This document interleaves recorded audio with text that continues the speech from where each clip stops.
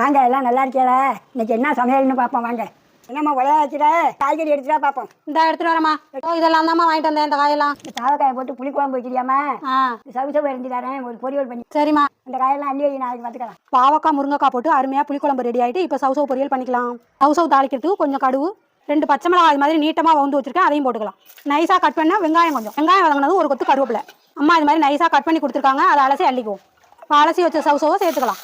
தேவையான அளவு உப்பு, கொஞ்சோண்டு மஞ்சத்தூள், காய் வேகிறதுக்கு கொஞ்சமாக தண்ணி போதும். இப்போ எல்லாத்தையும் நல்லா கிளறி விட்டு ஒரு 5 நிமிஷம் மூடி வச்சிடலாம். காய் நல்லா வேகட்டும். இந்த காய்க்கு கொஞ்சம் தேங்காயும் ஒரு 1/4 ஸ்பூன் அளவுக்கு ஜீரகமாக எடுத்து வச்சிருக்கேன். இந்த மிக்சியில் தண்ணி ஊற்றாமல் ஒரு அடி அடிச்சு எடுத்து வந்துருவோம். இப்போ பாருங்க, காய் நல்லா வெந்துருச்சு. இப்போ மாதிரி தான் அடிச்சிருக்கோம். ஒரு சுத்து தான் விட்டு எடுத்திருக்கேன். இதை போட்டு ஒரு நிமிஷம் கிளறி விட்டு அள்ளிக்கலாம். அவ்வளவுதான் சவுசவு பொரியல். பாருங்க சவுசவு பொரியல் எப்படி இருக்குன்னு. புளிக்குழம்புக்கும் இந்த சவுசவு பொரியலுக்கும் ரொம்பவே அருமையாக இருக்கும். நிறைய பேர் கேட்டுக்கிட்டே இருந்தீங்க சவுசவு பொரியல் எப்படி செய்யறதுன்னு. இப்படி தாங்க செய்வோம். சவுசவு பொரியல் எப்படி இருக்குன்னு பாருங்க. உங்களுக்கு இந்த வீடியோ பிடிச்சா ஒரு லைக் பண்ணுங்க, ஒரு சப்ஸ்கிரைப் பண்ணுங்க. பாய்.